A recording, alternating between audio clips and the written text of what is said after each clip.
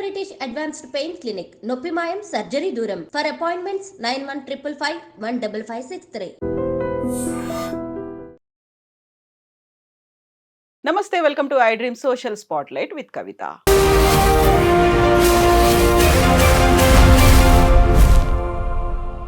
అఘోరి తెలుగు రాష్ట్రాల్లో ఈ మధ్య కాలంలో బాగా పాపులర్ అయి ట్రెండింగ్లోకి వచ్చినటువంటి వ్యక్తి అఘోరి. అఘోరికి భద్రత కల్పించాలి అంటూ పోలీసుల్ని ఆన్లైన్లో దరఖాస్తు చేసుకున్నటువంటి వకీల్ సాబ్ ప్రస్తుతం మనతో పాటుగా ఉన్నారు. అసలు అఘోరికి ప్రమాదం ఏమైనా పొంచి ఉందా? తనతోనే మాట్లాడదాం. మనతో పాటుగా ఉన్నారు ప్రముఖ అడ్వకేట్ సాయి కృష్ణ ఆజాద్ గారు. ఆజాద్ గారు నమస్తే అండి. నమస్తే అండి. సో అఘోరి అనగానే ఈ మధ్య కాలంలో చేస్తున్నటువంటి ఒక హల్చల్ కావచ్చు, తన చుట్టూ ఉన్నటువంటి జనాలు ఇవన్నీ చూసిన తర్వాత సడన్ గా మీరు తనకి ఒక ప్రాణహాని ఉంది అంటున్నారా, లేకుంటే రక్షణ కల్పించాలి అంటున్నారా? ప్రమాదం ఏమైనా ఉందా? ఎందుకని తనకి రక్షణ కల్పించాల్సిన అవసరం ఉంది? పోలీసుల దాకా ఎందుకు వెళ్ళారు మీరు? ఇది ఏంటంటే ఒకటండి, మంచి ప్రశ్న అడిగారు. ఇప్పుడు అఘోరి అనే ఎవరైతే ఉన్నారో ఆమెకి ప్రైవసీ అనేది ఇప్పుడు దెబ్బతిందండి. ఆవిడ రోడ్ల మీదకి వచ్చిన తర్వాత అది నేను చెప్తాను, అక్కడికే వస్తున్నా, ఆ సబ్జెక్ట్కే వస్తున్నా. ఇప్పుడు రోడ్ల మీదకి వచ్చిన సందర్భం వేరు.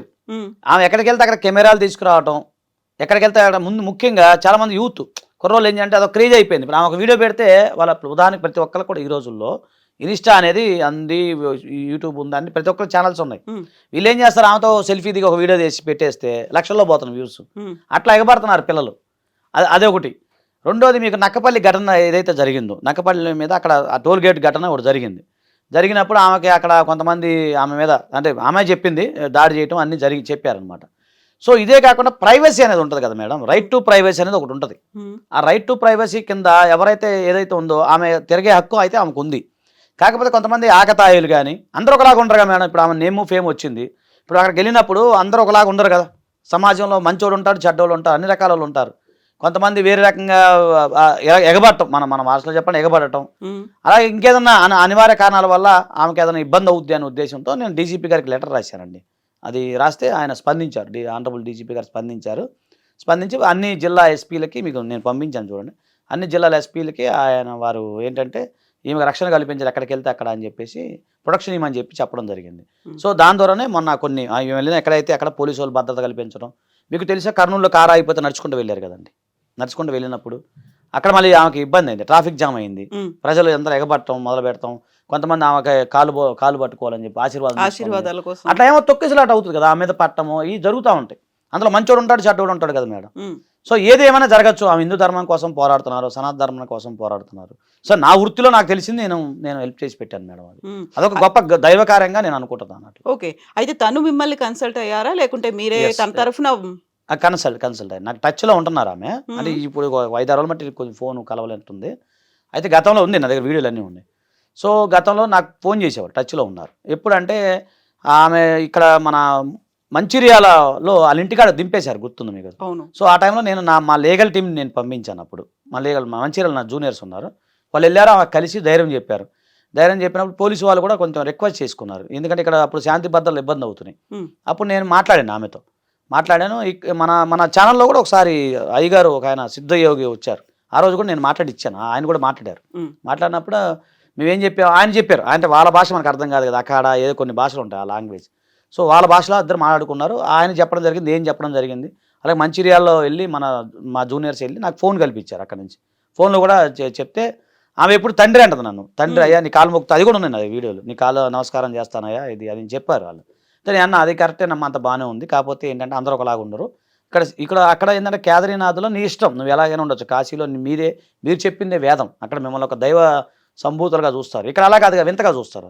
ఇప్పుడు జనరల్గా ఇప్పుడు ఒక వ్యక్తి ఇలా రాగానే మన ఫస్ట్ టైం మన తెలుగు రాష్ట్రాల్లో, కాబట్టి మనం అంతగా వింతగా అనిపిస్తూ ఉంటుంది. అది అలాగా కొంతమంది ఏంటంటే ఇంకా అందరూ మంచిగా ఉంటారు, కొంతమంది ఆకతాయిలు ఉంటారు, కొంతమంది ఇంకొక ఉండేవాళ్ళు ఉంటారు.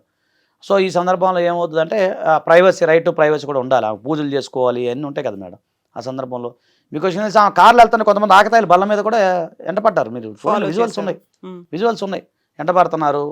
అలాంటి వాళ్ళు ఉంటారు. కొంతమంది ఇంకేదో వల్గర్గా మాట్లాడే వాళ్ళు కూడా ఉంటారు, అన్ని రకాల వాళ్ళు ఉంటారు కదా. సో అది ఏంటంటే ఏదైనా సరే రైట్ టు లైవ్ అనేది మనకు ఉంటుంది కదా, రైట్ టు లీవ్ అనేది మన దాంట్లో ఉంటుంది కాబట్టి. సో నేనే అలా చేశాను, ఆమె కూడా చాలా అప్రిషియేట్ చేశారు. అది కూడా ఆమెకు పంపించాను నేను, ఆమె దగ్గర పెట్టుకున్నారు. తర్వాత ఏంటంటే నేను మొన్న జరిగిన ఘటన కూడా నేను ఆలోచించాను. ఎందుకంటే మన పవన్ కళ్యాణ్ గారిని కలవాలని చెప్పేసి ఆమె బైఠాయించారు కదా. ఉమ్, సో దానికంటే ముందు ఏం జరిగింది అంటే యాక్చువల్ మా ఇంటి దగ్గరేనండి, అది విజయవాడ కిష్లంక మా ఇల్లు. సో అక్కడికి హైవే, మా హైవే పక్కన మా ఇల్లు. సో అక్కడికి మాకు 6 కిలోమీటర్లు 7 కిలోమీటర్లు ఉంటుంది. సో నేను అక్కడ జరిగినప్పుడు అక్కడ మా పిల్లలు చాలామందిని పంపించాను నేను అక్కడికి వెళ్ళి చూడరా ఏం జరిగింది ఏంటంటే. సో ఆమె ఏంటంటే కలవాలని ఆమె అనుకున్నారు, కానీ ఆమెకి ఈ ప్రొసీజర్ తెలియదు, ఒక పోర్ట్ఫోలియో ఉంటుందనేమో. ఉమ్, జనరల్గా ఇప్పుడు వాళ్ళకి కామన్ మ్యాన్కి వాళ్ళకి అంత బుర్ర ఉంటుంది కదా మేడం. వాళ్ళకి ఏంటంటే ఈ పోర్ట్ఫోలియో ఉంటుంది, దానికి ఒక లెటర్ పెట్టాలి, దానికి ఒక ప్రోటోకాల్స్ ఏ ఉంటాయి కదా, అన్ని ప్రోటోకాల్స్ ఇవన్నీ ఉంటాయి. అట్లా కలవాలని తెలియదు. ఆమె వెళ్తుంటే జనసేన పార్టీ కార్యాలయం కనపడుతుంది. యాక్చువల్ నా దగ్గరికి వద్దామని బయలుదేరారు. పక్కన చూసి జనసేన పార్టీ మెయిన్ రోడ్కే ఉంటుంది మంగళగిరిలో. చూడంగానే అప్పుడు పవన్ కళ్యాణ్, ఆమెకి సినిమా యాక్టర్లు ఎవరు తెలియదు కదా, సనాతన ధర్మం కోసం పోరాడింది ఈయన అని చెప్పి మన ఛానల్లో XYZ ఛానల్ ఎవరో చూపించారు ఆమెకి.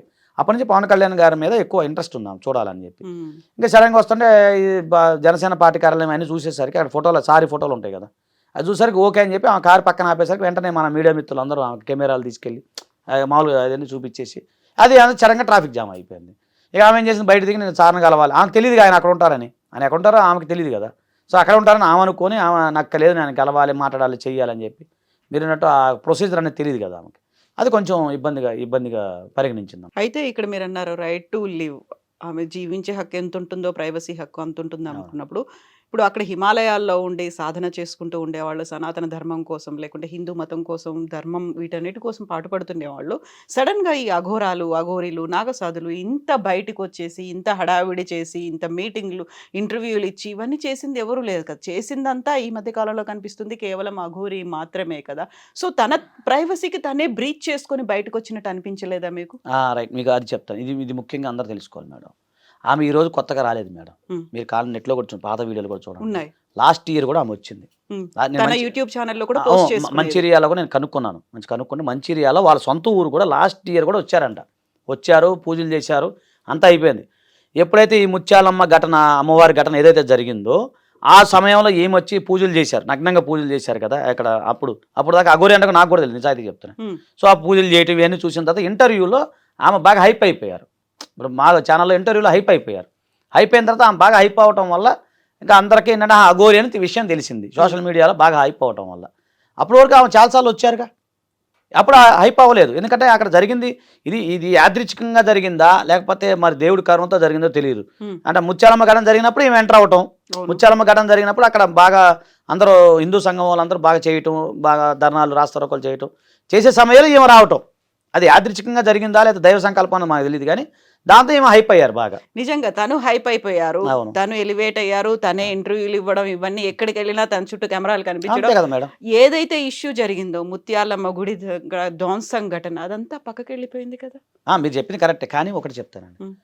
ఇన్ని సంవత్సరాల కాలంలో అంటే మీరు జర్నలిజం ఫీల్డ్ దాదాపు 20 years, నేను లీగల్ ఫీల్డ్ 20 years ఉన్నాం. ఇన్ని సంవత్సరాల కాలంలో ఒక సంఘటన జరిగినప్పుడు అంటే ఇప్పుడు ఈ అఘోరి బయటకు వచ్చి మాట్లాడటం వల్ల ఇంతమంది స్వామీజీలు కానీ ఇంతమంది సన్యాసులు ఎవరైతే ఉన్నారో వారు కానీ, ఎవరైతే ఉన్నారో నాగసాధువులు కానీ, అఘోరీ సాధువులు కానీ, అకోడి అన్న పేరుని ఫస్ట్ అకోడా ఏదో దాని పేరు ఫస్ట్ నేను వింటాం. తర్వాత దానికి సంబంధించిన తునిలో వాళ్ళ గురువు ఒక ఆయన ఉన్నారు, ఆయన మాట్లాడటం కానీ వీళ్ళందరూ మనం చూసాం మేడం. గతంలో ఒక హిందువులో ఒక చైతన్యం వచ్చినట్టుగా ఇండైరెక్ట్గా ఎంతమంది సాధువులు సన్యాసులు మొత్తం బయటకు వచ్చి రకరకాల వ్యక్తులు చూస్తున్నాం ఈరోజు ఛానల్లో. ప్రతి ఒక్క వ్యక్తులు వీళ్ళందరూ ఏమైపోయారు, ఎక్కడున్నారు అనేది అర్థం అవట్లా. ఇప్పుడు వచ్చి వాళ్ళందరూ వాళ్ళ ఒపీనియన్ చెప్తున్నారు కదా. సరే అఘోరీ విషయం పక్కన పెడితే ఒక హిందూ ధర్మ పరిరక్షణ కోసం పాటుపడాలి, సనాతన ధర్మం కోసం చెయ్యాలి అని చెప్పి అందరం కూడా బయటకు వచ్చారు కదా. ఇన్ని రోజులు లేని అంటే ఆ ఫేసులు కొత్త ఫేసులు వచ్చినాయి, బయటకు వచ్చినాయి. కొంతమంది ఈ విషయంలో పోరాడదాం చేద్దామని ఒక రకమైన ఇన్స్పిరేషన్ ఆమె కలిగించినట్టేగా మేడం. అయితే ఇక్కడ మీరు మంచిర్యాలలో మా పిల్లలు వెళ్ళి దించారు, లేకుంటే అక్కడ పేరెంట్స్ దగ్గర ఉన్నప్పుడు వెళ్ళి కలిసి వచ్చారు, మాట్లాడారు అన్నప్పుడు మంచిర్యాలలో వాళ్ళ ఇంటి దగ్గర వాళ్ళ పేరెంట్స్ దగ్గర దించడానికి ప్రధానమైనటువంటి కారణం తన ఆత్మార్పణ చేస్తాను అని చెప్తాను. ఆ తర్వాత వరుసగా 2-3 సార్లు ఇష్యూ అయింది. ఒకసారి డీజిల్ కూడా పోసుకున్నారు. మీరేమో భద్రత కల్పించండి మీరు అంటున్నారు, తనేమో నేనే ఆత్మార్పణ చేసుకుంటాను, నేనే చనిపోతాను అని దానికి సంబంధించి ప్రయత్నాలు కూడా చేయడాన్ని కంప్లీట్ కాంట్రాస్ట్ అనిపిస్తుంది కదా అక్కడ. లేదండి ఇక్కడ చెప్తానండి, అక్కడ ఆత్మార్పణ అంటే త్యాగం. ఇప్పుడు ఇప్పుడు జనరల్గా మనం ఏంటంటే నా బలిదానం అంటే అక్కడ వాళ్ళకి ఏంటంటే జనరల్ నార్త్ సైడ్ ఎక్కువ తెలియదు ఏముంది మేడం. ఇప్పుడు ఎలా ఉంటుందంటే ఒక బలిదానం చేయటం వల్ల 10 మందికి ఇన్స్పిరేషన్ అవుతుంది అనే ఉద్దేశంతోనే ఆమె అట్లా మాట్లాడటం జరిగింది.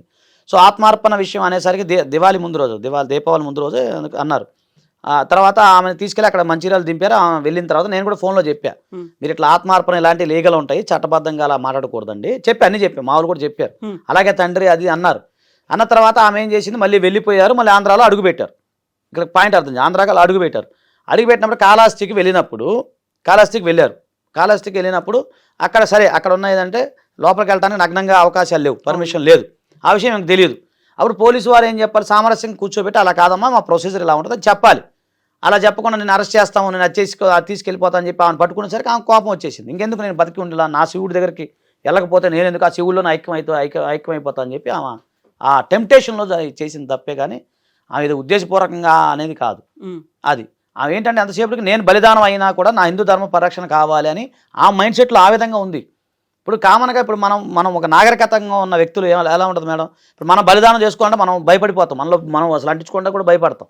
సో ఆమె ఏమంటుందంటే నా వల్ల కూడా బలిదానం వల్ల అయినా సరే ప్రజల్లో చైతన్యం రావాలి అనేది. ఇప్పుడు తెలంగాణ ఘటన ఉంది మేడం, ఆ మహానుభావుడు ఒక ఆయన శ్రీకాంతాచారి గారు, అంటే ఏం జరిగిందని పక్కన పెడితే ఉద్యమశాల ఏం జరిగిందని అప్పటి నుంచే కదా ఉద్యమం బాగా స్టార్ట్ అయింది. అయితే అంటే నేను అనేది ఏంటంటే అలాంటి ఉద్దేశం అనేది నాకు నేను అడిగినప్పుడు చెప్పిన ఆమె అట్లా చెప్పారు నాకు. సో తను ఇంటర్వ్యూలో ఇచ్చినప్పుడు కూడా ఆ టైంలో తను బయటికి వచ్చిందే మీడియా ముందు కనిపించిందే ముత్యాలమ్మ గుడి ఘటనకి సంబంధించి కనిపిస్తే అందరూ తన వ్యక్తిగత విషయాలు లేకుంటే పర్సనల్ విషయాలు ఇంక్లూడింగ్ ప్రైవేట్గా మాట్లాడుకునేటువంటి విషయాలు కూడా అవన్నీ అడగడం, తను కూడా మొహమాటం లేకుండా మాట్లాడడం, అవే ట్రెండింగ్లోకి వెళ్ళడం, వాటినే థంబ్నెయిల్స్గా పెట్టడం, దానికి సంబంధించి కంటిన్యూస్గా ఫాలోఅప్లు, డెవలప్మెంట్లు, ఇంటర్వ్యూస్ ఇవన్నీ అయ్యాయి కదా. సో వీటికి సంబంధించి తన దగ్గర ఏమైనా అయ్యో నేను ఇలా మాట్లాడుకుంటే బాగుండేది అలాంటిది ఏమైనా అనిపించిందా, మీరేమైనా సజెషన్ ఇచ్చారా తనకి? రైట్, అప్పుడు నాకు తెలియదండి. నేను మళ్ళీ మీకు చెప్తాను నిజాయితీగా, మీరు చెప్పినట్టు అంటే అప్పుడు ప్రైవసీలో కొన్ని ఛానల్ చూసాం, మీకు పీరియడ్స్ వస్తుందా ఇవన్నీ అడిగారు. అసలు అడగకుండా ప్రశ్నలు అవి, అసలు అడగకూడదు, ఒక అగౌరవాన్ని అడిగే ప్రశ్నలు కావవి. సో ఆమె ఏ సందర్భంలో చెప్పింది అనేది మనకు తెలియదు.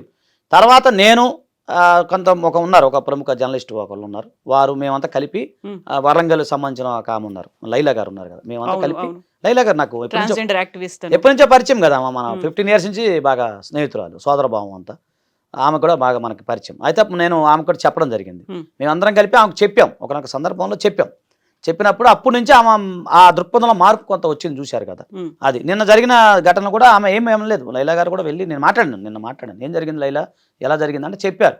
ఏంటంటే ఇలాగే చిత్తులోకి వెళ్ళిపోయి ఆమె వచ్చి చాలా మంది భయభ్రాంతులకు గురవుతున్నారు, నువ్వు ఇక్కడ ఉండొద్దు, నీకు ఏదైనా వేరే దగ్గర చూస్తా అని చెప్పి ఆమె మేము చెప్పడం జరిగింది తప్ప ఆమె మీద ఎలాంటి వేరే నెగిటివ్ కామెంట్స్ అయితే మేము చేయలేదని చెప్పి ఆమె చెప్పడం జరిగింది. సో నేనేమంటానంటే అప్పుడు అఘోరి అన్న ఆమె ఎవరికి తెలియదు, ఆమెకి ఈ యొక్క దృక్పథం నాగరికతలో ఎలా మాట్లాడాలి, ఒక కల్చర్ అనేది ఉంటుంది అనేది తెలియదు. సో ఆమె ఎట్లా మాట్లాడిందో ఏమో అది అయిపోయింది. తర్వాత కాలంలో మీరు చూడండి, ఇప్పుడు జరిగిన క్రమంలో ఆమె యొక్క పంతా కూడా మార్చుకుంటున్నారు, మెల్లిమెల్లిగా మార్చుకుంటున్నారు. కాకపోతే మార్పు అనేది ఒకేసారి రాదు కదండి, ఒకసారి రాదు. మార్చుకుంటున్నారు అనుకున్నప్పుడు కూడా రోడ్డు మీద, హైవే మీద బస్సులకి అడ్డంగా కూర్చోవడం, కొన్ని అసభ్యకరంగా చేశారు, కొన్ని జుగుప్సాకరంగా ఉన్నాయి వీడియోలని, కొన్నిసార్లు ఆమె కాళ్ళు చేతులు పోలీసులు కూడా కట్టేసి లోపల వేసేసి అక్కడి నుంచి తరలించారు అనేది కూడా వినిపించింది. అది మొన్న జరిగిందండి, జనసేన జరిగింది. నో అంటే ఇవన్నీ అవుతున్నాయి అనుకున్నప్పుడు తనలో రావాల్సినటువంటి మార్పులు, సరే ధర్మము, మతము, ఇలాంటివి సనాతనము, వీటన్నిటిని పక్కన పెట్టినప్పుడు జనజీవన స్రవంతిలో కల్చర్, నాగరికత, దీంట్లో రావాల్సినటువంటి మార్పులు అనేవి ఉన్నాయి. తను దీని మీద ఫోకస్ పెట్టాల్సిన అవసరం ఉంటుందా, ఇంకా లేదు వదిలేసేసి ఈ సమాజాన్ని వదిలేసి తను ఎక్కడైతే హిమాలయాల్లో ఉందో అక్కడికే వెళ్ళాలని మీరేమైనా సజెస్ట్ చేశారా? నేనేమంటున్నానంటే మేడం, ఇప్పుడు మీకు తెలుసు అంతకుముందు నగ్నంగా వచ్చినామా, ఇప్పుడు మళ్ళీ రెగ్యులర్ అయిపోయారు, గుళ్ళోకి వెళ్ళినప్పుడు మాత్రమే వెళ్తున్నారు. ఇప్పుడు వాళ్ళు ఏంటంటే అఘోర తత్వంలో ఉన్నప్పుడు వాళ్ళకు గురువు ఉంటారు, ఆయన ఆ గురువు ఉన్నారు. సో వాళ్ళు చెప్పిన మాట వినేటట్టు ఉన్నారు కానీ మనం చెప్పే మాట వినట్లేదు. నాకు నా అనుభవం మీకు చెప్తున్నా. అయితే నేనేమన్నా ఆ గురువు ఎవరైతే ఉన్నారో పెద్ద ఆయన, నేను ఆయన టచ్లోకి వస్తున్నాను, ఆయనతో మాట్లాడుతున్నాను. సో ఇప్పుడు ఆమె ఎక్కడికో వెళ్ళారు, ఇప్పుడు వేరే రాష్ట్రం గుజరాత్కి అక్కడికి వెళ్తున్నానని చెప్పి అన్నారు. మరి వచ్చేసరికి ఆయన మార్పులు చేర్పులు జరుగుతాయి అనేది నేను అనుకుంటున్నాను. అంటే ఫోన్ నాకు కలవట్ల 5 days 10 days అయింది, అంటే 5-10 days మధ్యలో ఆమె అప్పుడెప్పుడు కలిశారు. మన జరిగిన సంఘటనలు కూడా కలవలేదు నాకు, జస్ట్ ఎత్తారు, అయ్యా తండ్రి మళ్ళీ మాట్లాడతాను ఫోన్ పెట్టేశారు అన్నమాట. ఇప్పుడు ఎక్కువ ఆ గురువు గారితో టచ్లో ఉంటున్నారు. వాళ్ళ అకోడా సంబంధించిన గురువు ఆయన ఉన్నారు, తునిలో వైజాగ్లో ఉన్నారు పెద్ద ఆయన చెప్పినప్పుడల్లా మేము వింటా ఉన్నారు. ఓకే, సో అక్కడి నుంచి మేమేమైనా తీసుకొద్దాము నాగరికత, కల్చరు, ఈ వ్యవహారం అనేది నేను అట్లా ఆలోచిస్తున్నా, అట్లా కూడా నేను నా ప్రయత్నంలో ఉన్నానండి. ఇప్పుడు ఒక క్లయింట్ వచ్చారు మా దగ్గరికి, ఒక లాయర్గా నేను ఉన్నాను, ఒక క్లయింట్ వచ్చారు, ఆయన ఈ బాబు ఇలా ప్రొసీజర్ ఇలా ఉంటుంది అంటే ఆయన వింటాడు, ఎందుకంటే ఆయనకి కల్చర్ సంగతి, సమాజం గురించి ఇవన్నీ తెలుసు. ఇప్పుడు అక్కడో అఘోరి అనేమో సమాజంతో సంబంధం లేదు, అసలు మనుషులతోనే ఏం సంబంధాలు ఉంటాయి, సంబంధ బాంధవ్యాలు ఉండవు వాళ్ళకి. వాళ్ళు వచ్చినప్పుడు మనం చెప్పింది వాళ్ళు వింటారు, అప్పుడు చెప్పేది వింటారు. తర్వాత నాతో ఏమన్నారని మీకు నేను పంపిస్తాను. దాంట్లో ఏమన్నారంటే మాట్లాడటం కూడా ఒక సాధనే తండ్రి, నేను మాట్లాడటం నేర్చుకుంటాను, ఇది ఒక సాధన అని చెప్పి ఆమె చెప్పడం జరిగింది. ఓకే, మీకు మీరు పర్మిషన్ ఇస్తే ఆ వీడియో కూడా వినిపిస్తాను నేను. యా ప్లీజ్, ఒకసారి వీలైతే తనకి ట్రై కూడా చేసి చూడండి. ట్రై చేస్తాను, అది కూడా పెడతాను. ఒక్క నిమిషం.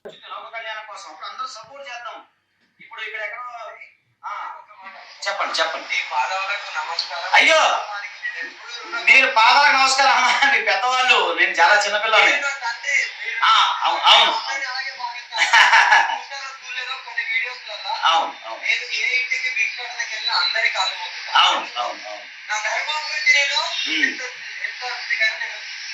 అవును అవును అవును అవును అవును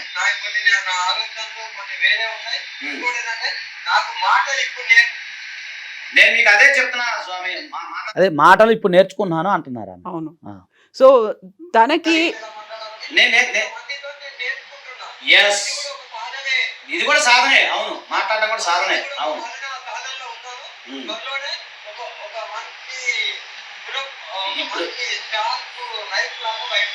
నేను అదే చెప్తున్నా, అదే మాతాజీ నేను ఏం చెప్తున్నానంటే, మీరు అక్కడ కామన్గా ఒక మానవ మృగాలు ఉన్నాయి ఇక్కడ. మీరు ఇప్పుడు ఏంటంటే కేదార్నాథ్లో ఎన్నో మృగాలతో, జంతు మృగాలతో మీరు పోరాడారు, కానీ ఇక్కడ మానవ మృగాలు చాలా డేంజర్. ఇప్పుడు పులి సింహం అనుకోండి, మన కొరికి చంపేస్తే అంతతో అయిపోద్ది. కానీ మానవ మృగాలు అట్లా కాదు, కొంచెం కొంచెం మిమ్మల్ని వేధిస్తూ ఉంటారు మాటలతోటి, రకరకాలుగా చేష్టలతోటి. చేయనివ్వండి, ఆయన చేయనివ్వండి, ఒక్క నిమిషం నేను చెప్పనివ్వండి, ఒక్కనివ్వండి. సాధన చేసుకొని త్వరలోనే షార్ప్ నైఫ్ లాగా బయటకు వస్తాను, అదేనా వర్డ్? అదే షార్ప్ నైఫ్ లాగా. నేను అదే చెప్పాను, అక్కడ వేరు ఇక్కడ వేరు, నాగరికత నేర్చుకోనని చెప్పాను. మీరు అన్నారు కదా, సాధన చేసి నేను మాట్లాడటం నేర్చుకుని వస్తాను. మీరు తనని అప్రోచ్ అయ్యారా, తను మిమ్మల్ని అప్రోచ్ అయిందా? ఫీజు ఏమైనా చెల్లించిందా? ఫీజు ఏం లేదండి. జరిగింది ఏంటంటే మీకు ఓపెన్ చెప్తున్నా, నేను ఒక వేరే ఛానల్కి సడన్గా వెళ్ళాను. వెళ్తే అగోరా గురించి వేరే వేరే వస్తూ ఉన్నాయి, అంటే నెగిటివ్ కామెంట్స్ అవి వస్తుంటే నన్ను జనరల్గా మీలాంటి ఒక జర్నలిస్ట్ మిత్రుడు అడిగాడు, మీ అభిప్రాయం ఏంటి అఘోరా మీద అని చెప్పి. నేను చెప్పాను, హిందూ ధర్మం కోసం వస్తున్నారు, ఎంతోమంది దేశంలో ఎన్నో స్కాములు జరుగుతూ ఉన్నాయి, ఆమె చేసిన తప్పేంటి అని చెప్పి నేను కొన్ని క్వశ్చన్లు, కొన్ని లాజిక్గా, అంటే మనకు కూడా కొంచెం జర్నలిజం నాలెడ్జ్ ఉంది కాబట్టి కొన్ని లాజిక్గా నేను ప్రశ్నలు అడగటం, కొంత అది కన్వర్సేషన్ బాగా జరిగింది ఒక ఛానల్లో. సో అది నేను వచ్చేసాను. తర్వాత 2 days తర్వాత ట్రెండింగ్ అయిపోయింది. అది ఆమెకి ఎవరో షేర్ చేశారు, నీకు ఇట్లా ఫస్ట్ అసలు మాట్లాడింది పాజిటివ్గా నేనే మాట్లాడాను, ఇలా ఎవరో ఇట్లా మాట్లాడారు అనగానే అప్పుడు నా నెంబర్ తీసుకుని ఆమె నాకు ఫోన్ చేయడం జరిగింది అనమాట.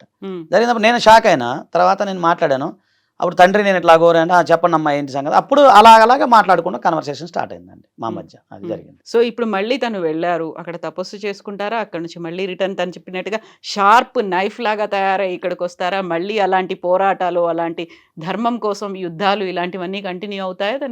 అంటే ఒకటండి, ఇప్పుడు నాకు టచ్లో రాలేదు. నా ప్లాన్ ఏంటంటే, ఇప్పుడు నేను చెప్పింది ఆమె వింటున్నారు, కానీ అంతతో మళ్ళీ మర్చిపోతున్నారు ఏంటో నాకు తెలియదు. సో నేనంటే వాళ్ళ గురువు ఎవరైతే ఉన్నారో, ఇప్పుడు ఆయన వైజాగ్లో ఉన్నట్టున్నారు పెద్ద ఆయన, ఆ సార్తో నేను, ఆ అయ్యగారితో నేను మాట్లాడుతున్నాను. అంటే ఆయన కొంచెం బిజీగా ఉన్నారు ఏదో హోమాల్లో, ఆయనతో మాట్లాడి అక్కడి నుంచి నేను చెప్పించేటట్టుగా ప్లాన్ చేద్దాం అనుకుంటున్నాను. అలా కాశీలో కూడా మన అడ్వకేట్స్ ఉన్నారు కొంతమంది, నేను వాళ్ళకు కూడా చెప్పేసి అక్కడి నుంచి ఏమన్నా గురువు ద్వారా చెప్పించేటట్టుగా ఏమన్నా కొంచెం మార్పులు చేర్పులు చేద్దాం అనేది నేను అనుకుంటున్నాను. ఇప్పుడు మీరు అన్నటువంటి రక్షణ, ఒక సెక్యూరిటీ అనేది ఆ లిమిటెడ్ పీరియడ్ వరకైనా, మళ్ళీ తను రిటర్న్ వచ్చిన తర్వాత కూడా అది అలా ఉండదు కదా మేడం, సెక్యూరిటీ ఉండదు, మళ్ళీ దాన్ని రెన్యువల్ చేయాల్సిన అవసరం లేదు కదా. ఆ పోలీసు వాళ్ళు చెప్పారు కదా, చెప్పినప్పుడు ఆటోమేటిక్గా రక్షణ ఇస్తారండి, ఆటోమేటిక్ మనకున్న రైట్ టు లీవ్ కదా మేడం, అదే ఉంటుంది. కాకపోతే ఏంటంటే ఆమె కొంచెం మార్పులు చేర్పులు జరగాలి ఆమెలో, నేను అదే కోరుకుంటున్నాను. ఇప్పుడు మీరు ఒకటండి, మనం చెప్పినట్టు ఒక లక్ష్యం మంచిదైంది, మనం చెప్తారు పెద్దలు, నీ లక్ష్యం మంచిదే, కానీ లక్ష్యాన్ని చేరే మార్గం కూడా మంచిదై ఉండాలి కదా, అక్కడ కొంచెం లోపం జరుగుతుంది. తను ఏ మార్గాన్ని ఎంచుకుంది అనేది తెలియాలి మేడం. ఒక 5 days తర్వాత మళ్ళీ మనం ఫ్రెష్గా చేద్దాం, సరే లైవే మాట్లాడదాం. ఇప్పుడు ఫోన్ ఎత్తట్లా, జర్నీలో ఉన్నట్టున్నారు, మళ్ళీ నేను ఒకసారి పర్మిషన్ తీసుకొని మళ్ళీ ఒకసారి మన మిత్రులందరికీ తెలియాలి కదా. సో స్పీకర్ ఫోన్ ఆన్ చేసి మొత్తం ఆమె ఏం చెప్పిద్దాం, ఆమె వర్షన్ ఏంటి, అసలు ఆమె మైండ్ సెట్ ఏంటంటే మీరు కొన్ని ప్రశ్నలు అడగండి, ఖచ్చితంగా ఆమె చెప్తారు, దాన్ని బట్టి మనం ముందుకు వెళ్దాం. ఒకవేళ వస్తే, రాకపోతే మనం ఏం చేయలేం, శివార్పణం అనుకుంటాం అంతే. అంతే కదా. Thank you so much Azad గారు, థ్యాంక్ యూ అండి.